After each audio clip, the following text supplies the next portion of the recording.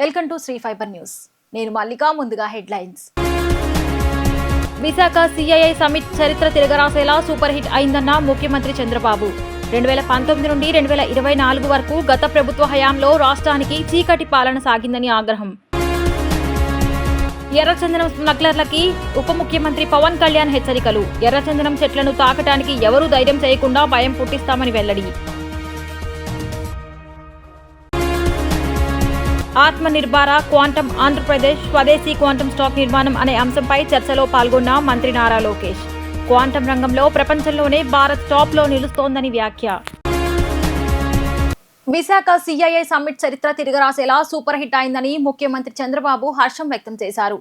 కూటమి ప్రభుత్వం వచ్చిన 17 నెలల్లో 20 లక్షల కోట్లకు పైగా పెట్టుబడులు సాధించామన్నారు.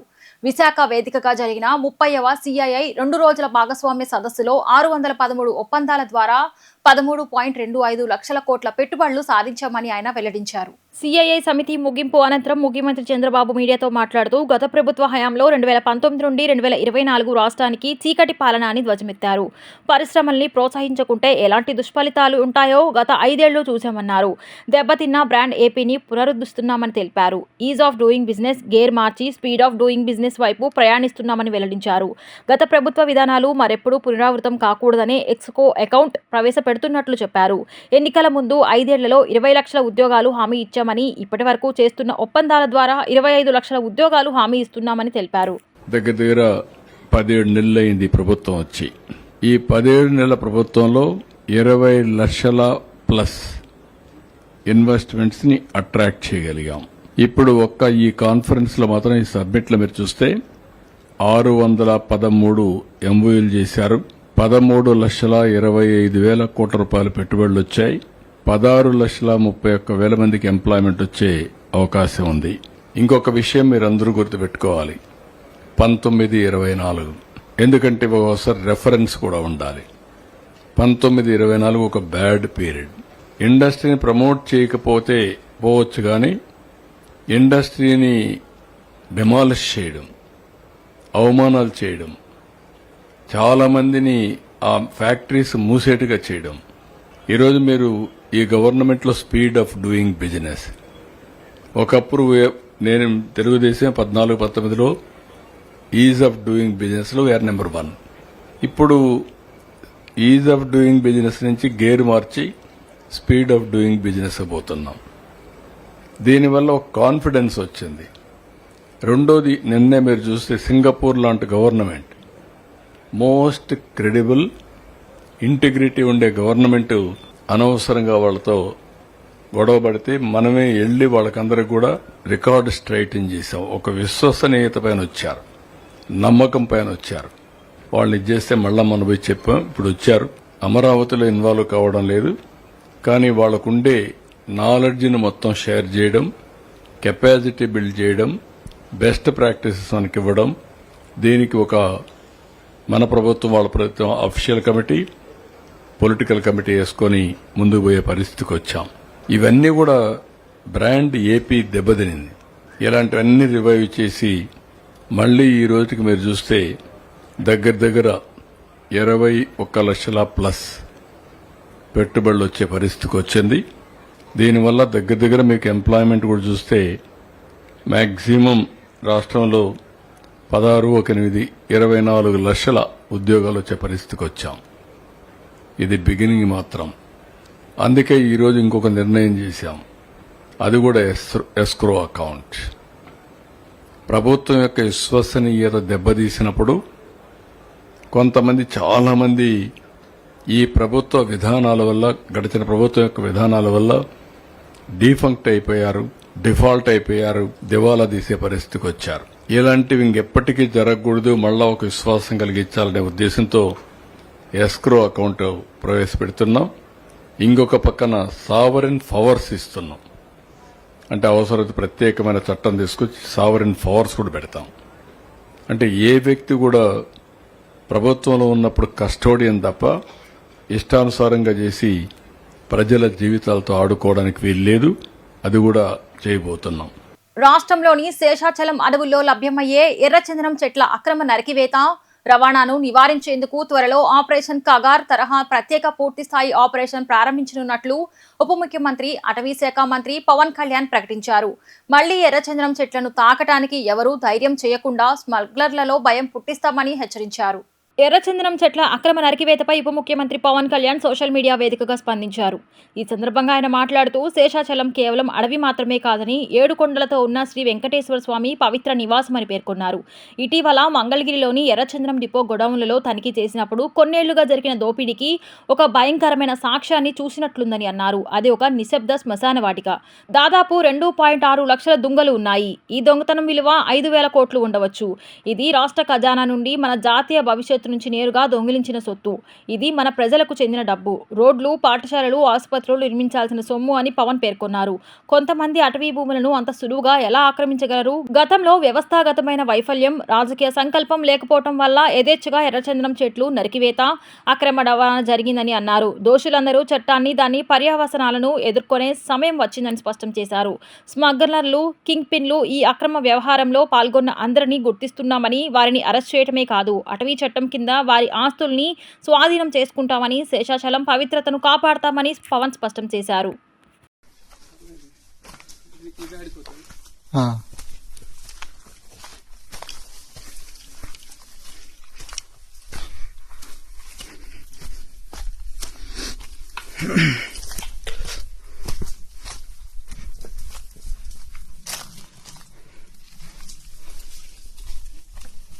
క్వాంటం రంగంలో ప్రపంచంలోనే భారత్ టాప్ లో నిలుస్తోందని, ఈ రంగంలో మెరుగైన అవకాశాలను అందిపుచ్చుకునేందుకు రాష్ట్రం సంసిద్ధంగా ఉందని లోకేష్ అన్నారు.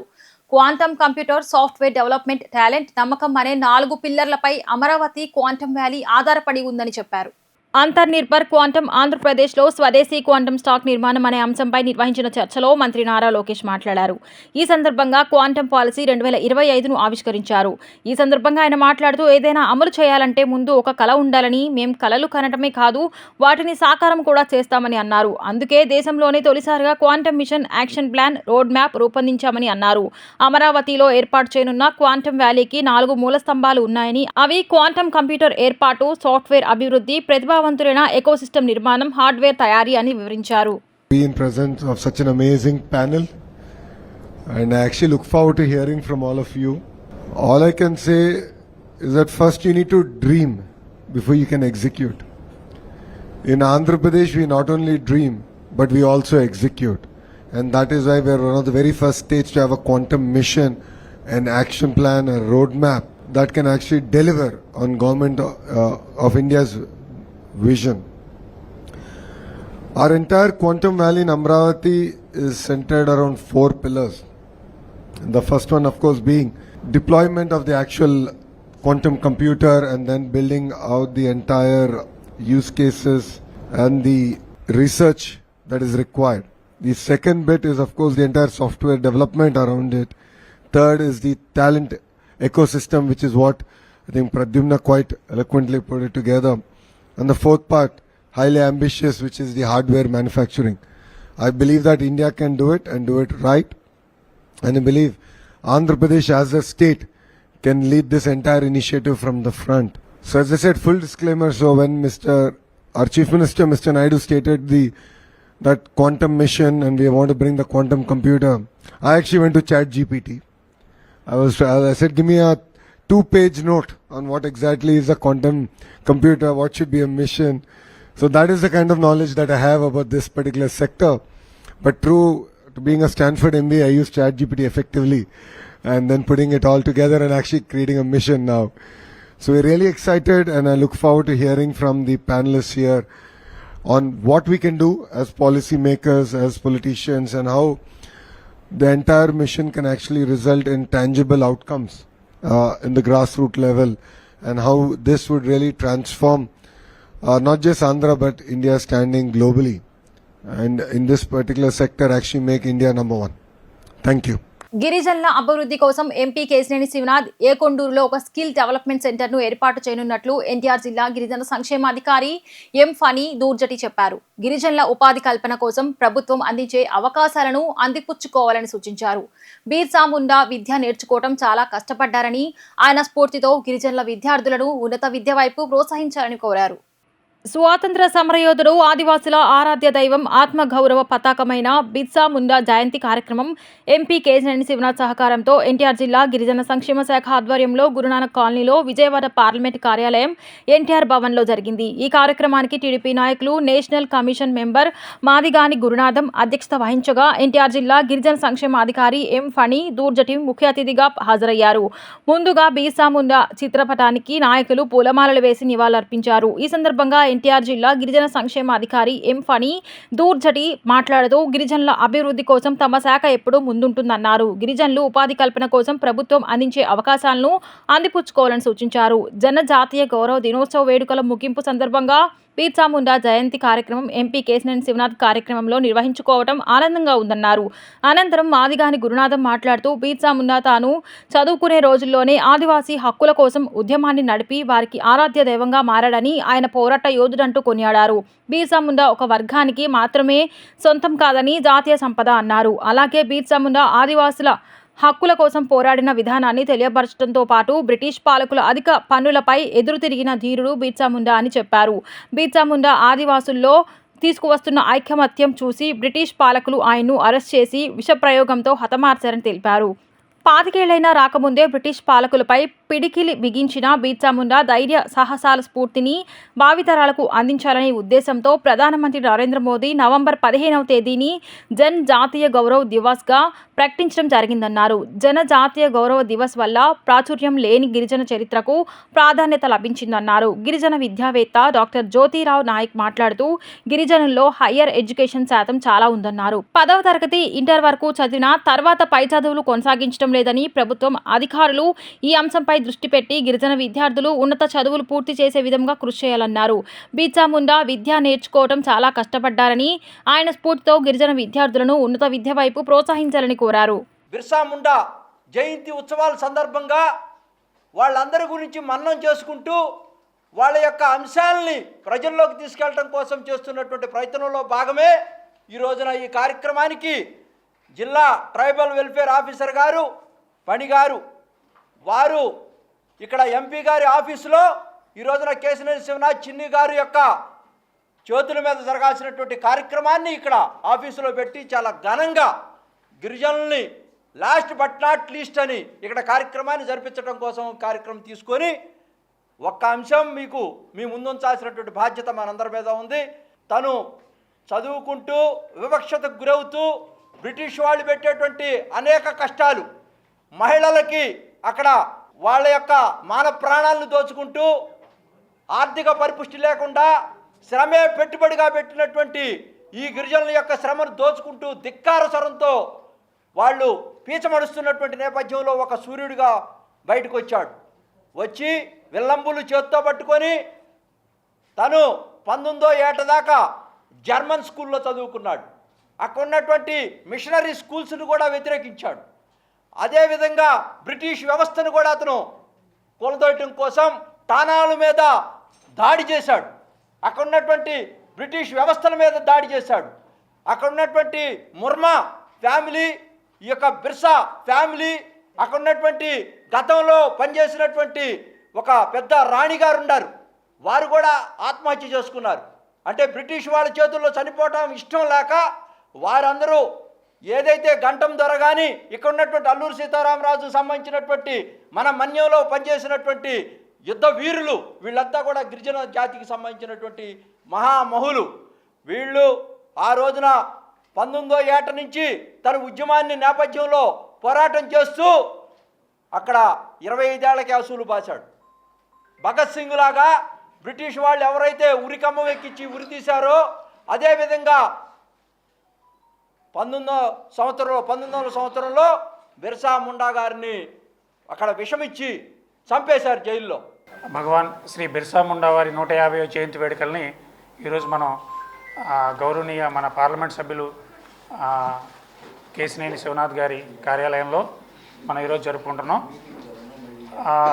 ప్రధానంగా బిర్సా ముండా వారి 150వ జయంతి వేడుకల్ని దేశవ్యాప్తంగా ఘనంగా నిర్వహించుకోవాలని పిలుపునివ్వడం జరిగింది. దీనిలో భాగంగా రాష్ట్ర ప్రభుత్వం విశాఖపట్నంలో ప్రత్యేక కార్యక్రమాన్ని నిర్వహిస్తోంది. అలాగే జిల్లా వ్యాప్తంగా అన్ని జిల్లాల్లో కూడా ఈరోజు ప్రత్యేక కార్యక్రమాలు నిర్వహిస్తున్నారు. ప్రధానంగా ఈరోజు గిరిజన స్వాభిమాన దినోత్సవంగా మనం జరుపుకోవడం జరుగుతుంది. గిరిజనులు ఎవరు కూడా తక్కువ కాదు. గిరిజనుల్లో కూడా స్వాతంత్ర సమరయోధులు ఉన్నారు. గిరిజనులు కూడా భారత స్వాతంత్ర సంగ్రామంలో పార్టిసిపేట్ చేశారు. వాళ్ళ కాంట్రిబ్యూషన్తో కూడా మనం ఈ స్వాతంత్రాన్ని ఈరోజు మనం స్వేచ్ఛావాయువులు పీల్చుకుంటున్నాం అంటే వాళ్ళు కూడా ఈ స్వాతంత్ర సంగ్రామంలో పునాదులుగా ఉండడం జరిగింది అనే విషయాన్ని ప్రజలందరికీ తెలియజేయాలనే ఉద్దేశంతోనే సత్సంకల్పంతోనే ఈనాటి కార్యక్రమాలు నిర్వహించుకోవడం జరుగుతుంది. 25 సంవత్సరాల్లోనే ఆయన చరిత్ర మనకు కనిపిస్తూ ఉంది.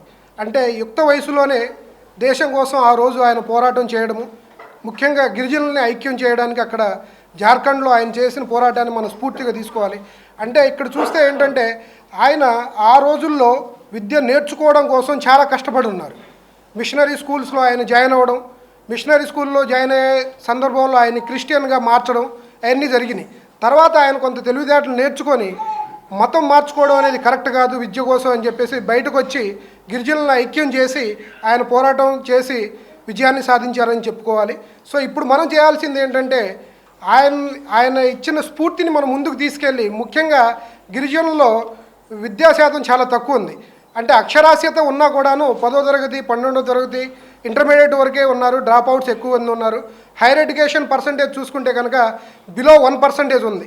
అంటే పీజీలు చేసిన వాళ్ళు కానీ అంతకుమించి చేసిన వాళ్ళు కానీ చాలా తక్కువ మంది ఉన్నారు. ఎందుకంటే ఈ రోజుల్లో పీజీలు డిగ్రీలు పై చదువులు చదవకుండా ఉద్యోగాలు సంపాదించడం కష్టం ఇప్పుడున్న కాంపిటీషన్లో. కాబట్టి వారిచ్చిన స్ఫూర్తి విద్య అనేది మనకి చాలా ముఖ్యమైనది. విద్య అనేది మనకి ఒక వెపన్ లాంటిది. గన్నవరంలో కార్తీక దీపోత్సవ మహోత్సవం అంగరంగ వైభవంగా జరిగింది. కార్తీక మాసాన్ని పురస్కరించుకొని గన్నవరం బాలుర జడ్పీ హైస్కూల్లో ఎమ్మెల్యే యార్లగడ్డ వెంకట్రావు భాగస్వామ్యంతో కార్తీక దీప మహోత్సవం ఘనంగా నిర్వహించారు. కార్తీక దీపోత్సవ కార్యక్రమంలో నారా రోహిత్, శిరీష దంపతులు, ఎమ్మెల్యే యార్లగడ్డ వెంకట్రావు దంపతులు, మాచర్ల ఎమ్మెల్యే జూలకంటి బ్రహ్మానందరెడ్డి, ఎమ్మెల్సీ అలపాటి రాజేంద్ర ప్రసాద్, మాజీ ఎమ్మెల్యే దాసరి వెంకట బాలవర్ధన్ రావు పాల్గొన్నారు. కార్తీక దీపోత్సవానికి విశేషంగా పెద్ద సంఖ్యలో మహిళలు తరలివచ్చారు. మహిళలు కార్తీక దీపాన్ని వెలిగించి పరమశివునికి ప్రత్యేక పూజలు నిర్వహించారు. గన్నవరం నడిబొడ్డున ఎప్పుడూ లేని విధంగా భక్తి పార్వశ్యంతో పొంగిపొల్లింది. గన్నవరం నియోజకవర్గ ప్రజలు ఎప్పుడూ సుఖ సంతోషాలతో ఉండాలని నియోజకవర్గం ఎమ్మెల్యే యార్లగడ్డ వెంకట్రావు ఆ పరమశివుని భక్తితో కోరుకున్నారు. బీసీలందరినీ సంఘటితపరిచి వారిని రాజ్యాధికారం సాధించే దిశగా ముందుకు తీసుకువెళ్లటమే యునైటెడ్ ఫ్రంట్ లక్ష్యమని పలువురు బీసీ నేతలు స్పష్టం చేశారు. ఇందుకోసం బీసీలందరి సమాయత్తం చేసి భారీ బహిరంగ సభ ఏర్పాటు చేస్తామన్నారు. ఇప్పటి వరకు చట్టసభలు గడప కూడా తొక్కని కులాలకు చట్టసభలో కల్పించడమే తమ ఫ్రంట్ ఉద్దేశమని వారు తెలిపారు. యునైటెడ్ ఫ్రంట్ ఆవిష్కార సభ గాంధీనగర్లోని ప్రెస్ క్లబ్లో జరిగింది. పలు బీసీ కులాలకు చెందిన నేతలు ఈ సభలో పాల్గొన్నారు. ఫ్రంట్ ఆవిర్భావం అనంతరం బీసీ నేతలు హనుమంతరావు, సాంబశివరావు, శ్రీనివాసరావు, లక్ష్మీపతి తదితరులు మాట్లాడుతూ స్వాతంత్ర్యం సిద్ధించి 79 ఏళ్లు అవుతున్నా బీసీల సాధికారత సాధ్యం కాలేదన్నారు. 60% పైగా ఉన్న బీసీలకు రాజ్యాధికారం దక్కలేదన్నారు. బీసీలందరినీ సంఘటిత పరిచి వారిని రాజ్యాధికారం వైపు నడిపించడమే తమ ఫ్రంట్ ముఖ్య ఉద్దేశమన్నారు. ముఖ్యంగా ఇప్పటి వరకు చట్టసభల్లో ప్రవేశించని కులాలను గుర్తించి వారికి రాజ్యాధికారం దక్కేలా చేసేందుకు ఐక్యంగా కృషి చేస్తామన్నారు. 10 లక్షల మందిని ఈ ఫ్రంట్లో భాగస్వాములను చేస్తామని, 1,00,000 మందితో త్వరలో బహిరంగ సభ నిర్వహించి తమ కార్యాచరణ రూపొందిస్తామని వారు స్పష్టం చేశారు. ఒక మొబైల్ యాప్ను ఇందుకోసం రూపొందిస్తామని వారు వివరించారు. తటస్థంగా ఉండే బీసీ కులాలను కూడా చైతన్యపరిచి వారిలో రాజ్యాధికార కాంక్ష పెంపొందిస్తామన్నారు. కులగణన నిర్వహిస్తే బీసీల సంఖ్య ఖచ్చితంగా తెలుస్తుందని, అందరినీ సంఘటిత పరచవచ్చనన్నారు. అందరి ఏదైతే 149 బీసీ కులాలు ఉన్నాయో ఈ 149 బీసీ కులాల యొక్క ఆకాంక్ష మేరకు ఈ రోజున బీసీ వేదిక యునైటెడ్ బీసీ ఫ్రంట్గా రూపాంతరం చెందుతా ఉందనే విషయాన్ని ఈరోజు సభాముఖంగా తెలియజేస్తా ఉన్నాం. ఇక మీదట ఈ యునైటెడ్ బీసీ ఫ్రంట్ యొక్క ప్రధాన ఉద్దేశం రాష్ట్రంలో ఇప్పటి వరకు బీసీలలో రాజకీయంగా వెనకబడిపోయి చట్టసభల్లో ఈ రోజు వరకు స్థానాన్ని పొందలేనటువంటి బీసీ కులాలకు చట్టసభలో స్థానం పొందేంత వరకు రాష్ట్రంలోని ఏ బీసీ కులానికి ఏ మూలన అన్యాయం జరిగినా పోరాడేదానికి రాజకీయ ప్రాధాన్యతను సాధించడం కోసం ప్రధాన లక్ష్యంగా ఇక మీదట బీసీ ఫ్రంట్ పనిచేయబోతా ఉందని ఈ సందర్భంగా తెలియజేస్తా ఉన్నాం. అతి త్వరలో బీసీ ఫ్రంట్ యొక్క రాష్ట్ర యొక్క కమిటీని పూర్తిగా నిర్మాణం పూర్తి చేసిన తర్వాత రాష్ట్ర రాజధానిలో భారీ బహిరంగ సభ ద్వారా బీసీ ఫ్రంట్ యొక్క విధి విధానాలను తెలియజేయబోతా ఉన్నాం. ఈ రోజున సభాముఖంగా, ఈ రోజు మీడియా ముఖంగా, ఈ రోజు ప్రకటనలో ఈ యొక్క బీసీ ఫ్రంట్ కి సంబంధించినటువంటి వ్యవస్థాపక అధ్యక్షులుగా పావులూరి హనుమంతరావు గారు, బీసీ ఫ్రంట్ యొక్క అధ్యక్షులుగా నాగిడి సాంబశివరావు గారు, బీసీ ఫ్రంట్ రాష్ట్ర ప్రధాన కార్యదర్శిగా గొల్లపల్లి లలిత్ ప్రజాపతి గారిని ఈ రోజున ఈ బీసీ వేదిక ద్వారా పనిచేసినటువంటి బీసీ సభ్యులందరూ కూడా, బీసీ కులాలన్నిటి నుంచి కూడా ఈ ముగ్గురిని ప్రధానమైన పదవుల్లో వీరిని ఎన్నుకోవడం జరుగుతూ ఉంది. ఈ ముగ్గురు రాష్ట్రంలో కలిసి వస్తున్నటువంటి మిగతా బీసీ కులాలన్నింటినీ కలుపుకొని సుమారుగా 40-50 బీసీ కులాల నుంచి ప్రతినిధులను ఎన్నుకొని ఒక జంబో బాడీని, రాష్ట్ర కమిటీని ఏర్పాటు చేయబోతా ఉంది అని ఈ సందర్భంగా మీడియా ముఖంగా తెలియజేస్తా ఉన్నాం. ఏదైతే రాజ్యాధికార దిశగా బీసీలు వెళ్ళినప్పుడు మాత్రమే మన సమస్యలకి పరిష్కారం ఉంటుంది. అసెంబ్లీలోకి, పార్లమెంట్లోకి పూర్తి స్థాయిలో మనము ఉన్న రోజునే మన యొక్క సమస్యల పరిష్కార వేదిక అవుతుంది అనేటువంటి ప్రగాఢ నమ్మకంతో ఈ 75 సంవత్సరాల ప్రజాస్వామ్య వ్యవస్థలో బీసీ ఉద్యమ నిర్మాణాల్లో దాదాపుగా 35-40 సంవత్సరాల అనుభవం ఉన్నటువంటి పరిస్థితుల్లో ఖచ్చితంగా రాజ్యాధికార దిశగా వెళ్ళాలి అనేటువంటి అంశంతో మేమెంతో మాకెంత అనేటువంటి విధానాన్ని ప్రతి బీసీ ఇంట్లో కూడా నినాదం కావాలి, తీసుకువెళ్ళాలి అనేటువంటి దాంతో బీసీ కులాలందరితో కూడా చర్చించడం అనేది ప్రధాన అంశం. తర్వాత ఇప్పటివరకు అసెంబ్లీ మెట్లు ఎక్కనటువంటి కులాలు ఏమైతే ఉన్నాయో వాళ్ళని ఖచ్చితంగా లోపలికి తీసుకెళ్ళడానికి కార్యాచరణ అనేదాన్ని ప్రధాన అంశంగా తీసుకొని ఈ 9 నెలలు కూడా పెద్ద ఎత్తున పనిచేసినటువంటి దాంట్లో బీసీ వేదికని ముందుగా అనుకున్నాం. ఆ వెంకటేశ్వర స్వామి వారి పాదాల చెంత కార్యాచరణ తీసుకున్న తర్వాత నిర్మాణం పోవాలని, కానీ అందరి యొక్క సూచనల మేరకు ఈ బీసీ వేదికని యునైటెడ్ బీసీ ఫ్రంట్గా మార్చుకొని ఆ యొక్క ఎంబ్లంతో సహా మనం ముందుకు వెళ్ళాలి అని నిర్ణయం తీసుకున్న తర్వాత విశాఖలో జరుగుతున్న సిఐఐ సదస్సు వేదికగా ఏపీకి పెట్టుబడులు పోటెత్తుతున్నాయి. ఇంజనీరింగ్, ఫుడ్ ప్రాసెసింగ్, ఫార్మా రంగంలో శ్రీ సిటీ 2320 కోట్ల పెట్టుబడులు పెట్టింది. శ్రీ సిటీలో మరో 5 యూనిట్లను సీఎం చంద్రబాబు వర్చువల్ గా ప్రారంభించారు. 12 ప్రాజెక్టుల ఏర్పాటుకు సంబంధించి వివిధ కంపెనీలు ప్రభుత్వంతో ఒప్పందాలు కుదుర్చుకున్నాయి. పెట్టుబడుల ద్వారా 12,300 మందికి పైగా ఉద్యోగ అవకాశాలు లభిస్తాయి. స్పీడ్ ఆఫ్ డూయింగ్ బిజినెస్ తో పెట్టుబడులు గ్రౌండింగ్ అవుతున్నాయి. శ్రీ సిటీ ఎండీ రవి సానారెడ్డి హర్షం వ్యక్తం చేశారు. సీఎం చంద్రబాబు విజన్ కు అనుగుణంగా పనిచేస్తామన్నారు. Sri City is the best example as on today. That is how over a period of 2 decades they developed this city. LG, Daikin, Isuzu and other companies are all located here. This partnerships of 20 MOUs, they are able to do it. And also nearly investment is, as on today, more than 31,450 crores, generating 1,10,000 jobs directly or indirectly, both put together. Just now I am asking him how many countries are representing here. He told me 31 countries. Many world we have to create, minimum 50 countries, that is what I told him. More and more companies is one, more and more integration of countries also. It will help us to project that culture and integration in a big way. With their help, within 1 year, just to give you the perspective, about a year back, CM Garu visited Sri City and inaugurated totally about 16 companies and groundbreaking for 8 members, out of those 8, today we are inaugurating 2 companies. In less than a year, we have come from ground zero to inauguration stage. That is the speed of doing business, sir, in our state. We are so happy, and this will bring many more success stories in the future, because nowhere else it has done within 12 months or within 12 months kind of thing. They have become operational. At that time, sir, when you inaugurated all these companies, MOUs, 3,700 crores investment, about 15,000 jobs. Today we are inaugurating another 5 inaugurations, 12 MOUs and 3 GOs. These companies are going to generate 20,000 jobs and 6,500 crores investment. And thank you. And in between, sir, we had one more major groundbreaking of LG Corporation. Where Honorable Minister Nara Lokesh Garu came and did the thing.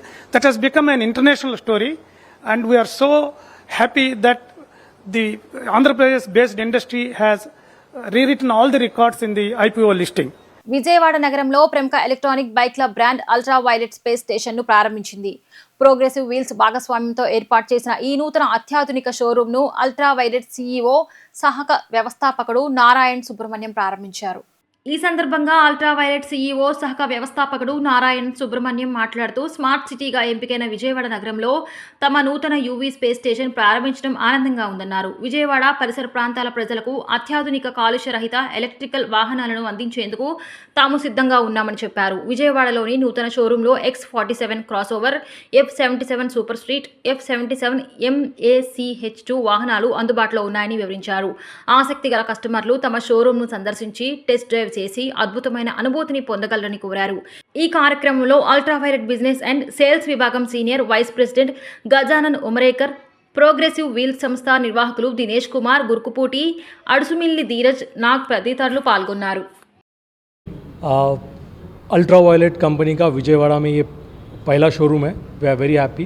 Vijayawada में हमारा showroom जो open हो रहा है progressive automobiles के साथ शुरू हो रहा है, और ये आंध्र प्रदेश में हमारा तीसरा शोरूम है. Ultra violet company Bangalore based company है, और इलेक्ट्रिक व्हीकल्स में we are the most awarded company in the country.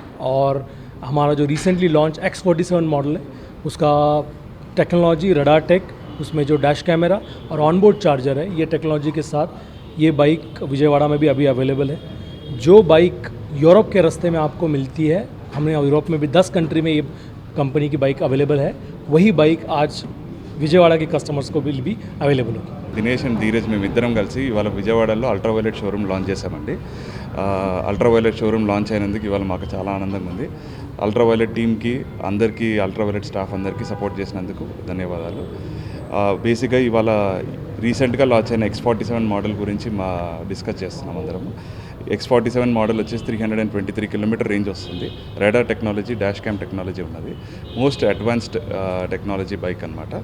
So Vijayawada ప్రజలందరికీ, మన ఆంధ్రప్రదేశ్ ప్రజలందరికీ నచ్చుతుందని ఆనందంగా వెల్కమ్ విజయవాడలో లాంచ్ చేయడానికి వెరీ హ్యాపీ ఫీల్ అవుతున్నాం. మనకు అల్ట్రా వైలెట్లో మనకు ఉన్న బేసిక్ మేజర్ అడ్వాంటేజ్ ఏంటంటే we are launching along with our service center అనమాట. సర్వీస్ సెంటర్ లేకుండా చాలా కంపెనీస్లో ఇష్యూస్ వస్తున్నాయి. మనం ఇంక్లూడింగ్ వరల్డ్ క్లాస్ సర్వీస్ సెంటర్తో పాటు లాంచ్ చేస్తున్నాం కాబట్టి. And this is a very well tested vehicle with 8 year warranty, with 8 lakhs kilometer warranties వస్తున్నాయి కంపెనీ ఇస్తుంది. సో ఆ నంబర్స్తోనే మీరు చెప్పచ్చు ఎంత కాన్ఫిడెన్స్ ఉందో ప్రోడక్ట్లో అనేసి. EVs में लोगों को टेंशन होता है बैटरी का. सो बैटरी में इस कंपनी का हमारे पास 5 पेटेंटेड टेक्नोलॉजी है, और बैटरी के लिए ही हम 8 years की वारंटी दे रही है, जो हमें कॉन्फिडेंस है कि battery will last long. Thank you. Bulletin ముగించే ముందు ముఖ్యాంశాలు మరొకసారి. విశాఖ సిఐఐ సమిట్ చరిత్ర తిరగరాసేలా సూపర్ హిట్ అయిందన్న ముఖ్యమంత్రి చంద్రబాబు. 2019 నుండి 2024 వరకు గత ప్రభుత్వ హయాంలో రాష్ట్రానికి చీకటి పాలన సాగిందని ఆగ్రహం. ఎర్రచందనం స్మగ్లర్లకి ఉప ముఖ్యమంత్రి పవన్ కళ్యాణ్ హెచ్చరికలు. ఎర్రచందనం చెట్లను తాకటానికి ఎవరూ ధైర్యం చేయకుండా భయం పుట్టిస్తామని వెల్లడి. ఆత్మ నిర్భర క్వాంటం ఆంధ్రప్రదేశ్ స్వదేశీ క్వాంటం స్టాక్ నిర్మాణం అనే అంశంపై చర్చలో పాల్గొన్న మంత్రి నారా లోకేష్. క్వాంటం రంగంలో ప్రపంచంలోనే భారత్ టాప్లో నిలుస్తోందని వ్యాఖ్య. శ్రీ ఫైబర్ న్యూస్ కి సమాప్తం. మళ్ళీ నెక్స్ట్ బులెటిన్లో కలుద్దాం.